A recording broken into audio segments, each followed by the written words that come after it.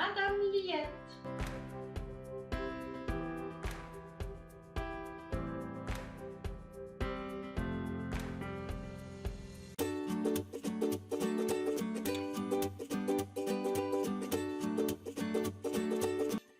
Les élèves, dans la multiplication, il y a toujours deux facteurs. Donc, premier facteur, par exemple, 14, le signe de la multiplication, le x, fois 22, par exemple, est égal à, ici, on aurait le produit. La réponse de la multiplication s'appelle le produit.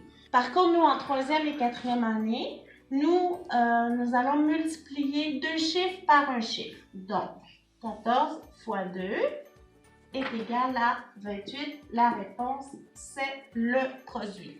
Donc, ce chiffre-là s'appelle facteur. Ce chiffre-là s'appelle facteur. Ici, j'aurais dû dire nombre parce qu'il y a deux chiffres. Donc, dès qu'on a deux chiffres, ça s'appelle un nombre. Pour faire une multiplication, tu peux utiliser le matériel de base 10. Alors, je te montre la technique. Alors, on sait qu'une multiplication, c'est une addition répétée. On avait parlé de 14 fois 2. Alors, je vais prendre 14, donc je prends une dizaine. 14, une dizaine, donc 4 unités. 1, 2, 3, 4, deux fois, donc 14.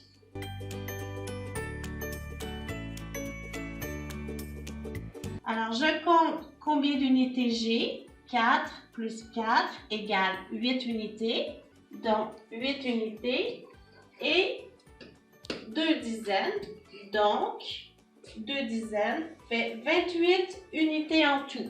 Alors, 14 fois 2 ou 14 deux fois égale 28. Ça, c'est des anciens calculs. Alors, la deuxième méthode que je vais te montrer, c'est la méthode avec le tableau de numération. Alors là, je vais prendre des nombres un peu plus grands. 46 fois 2 unités, dizaines.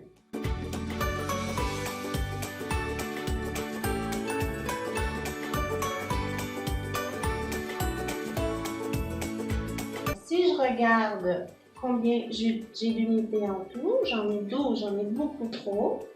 Alors, je dois faire un échange avec 10 unités pour faire une dizaine. Tu te rappelles, hein, on a vu ça au début de l'année. Une dizaine de plus, donc il me reste 2 unités. Et là, je compte mes dizaines. 1, 2, 3, 4, 5, 6, 7, 8, 9. Donc, ça va faire 9 dizaines, 2 unités. 92. Donc, 46 fois 2 est égal à 92. C'est la deuxième façon de le faire. Maintenant, je vais te montrer comment calculer l'algorithme. 3e année, peut-être que c'est pas pour toi cette année, mais je le fais pour la 4e année. Mais si tu te sens capable, go! Vas-y! Alors, 46 fois 2. Maintenant qu'on sait bien nos tables, on est capable de répondre facilement. 2 fois 6 est égal à 12. Je ne peux pas mettre deux chiffres dans la colonne des unités. Donc, je vais additionner ma dizaine. Tu te rappelles la dizaine de tantôt? Je vais en ajouter une dizaine que je vais placer chez les dizaines. Alors, je change 10 unités en dizaines. 2 fois 4, ça fait combien? Ça fait 8. Et j'ajoute la dizaine que j'ai trouvée avec mes unités. Donc, une de plus. 2 fois 4, 8, plus 1, ça fait 9. Ça fait 92. Je t'en montre un autre. Si je fais, par exemple, 56 fois 3. Alors, premier facteur, symbole de multiplication. Deuxième facteur. 56 fois 3. Tu peux le faire avec ton matériel multibase, avec ton tableau de numération ou avec l'algorithme. Aujourd'hui, je te montre l'algorithme. 56, c'est mon tableau de numération, unité, dizaine, fois 3.